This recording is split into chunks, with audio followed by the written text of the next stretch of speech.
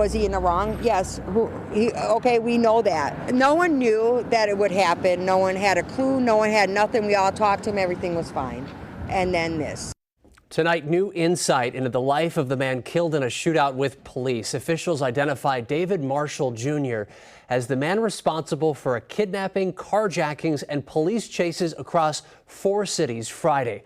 Marshall's family tells us his life is defined by more than just of how he died. Here's investigative reporter Derek Rose. Through news reports and social media, this was the image many came to know of David Marshall Jr., the man who died in a shootout with police. But for his family, David was more than just one moment and the string of crimes which led to his death. What happened, the incident, was not my cousin that I know.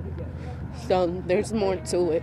The more his family speaks of is a lifelong battle with mental illness, including attempts of suicide. He was institutionalized. He had enough. He was exhausted. He was lost. He was just lost. And he couldn't find his way. His demons got up to him. Those demons, his family tells us, date back to Marshall's childhood, where court records pick up his criminal history in and out of jail. As a teenager in custody at the Lincoln Hills Juvenile Facility, Marshall pleaded no contest to felony battery and damage to property. 2 years later, he pled guilty as an adult to 3 felonies, including burglary, driving a vehicle without consent, and eluding an officer. A judge sentenced him to 4 years.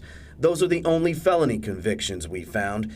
But in subsequent years, Marshall was convicted on 3 misdemeanors in 3 counties as recently as 2018. Just last year, he was in trouble with the law again. His first case in 2020, drug possession and resisting an officer in Milwaukee County. He was accepted into a drug treatment court and was expected to plead guilty later this month. 6 months after those charges, prosecutors filed attempted robbery and attempted theft charges in Milwaukee. And after missing a court date in that case, a judge increased his bail. Records show he posted the final payment on that bail August 30th. 4 days later, he would be dead. He spoke to a cousin just 1 day before his last. Did he say anything that could have led you to believe that 2 days later? No. He was just being his typical David self. I had no idea this was going to happen. Yeah, he wouldn't. No, and if he did have it, like whatever, he wouldn't have told me, because he would have known like that would have hurted me. His intentions are not to hurt his family. Yet still, they are left to grieve. Derek Rose, WISN 12 News.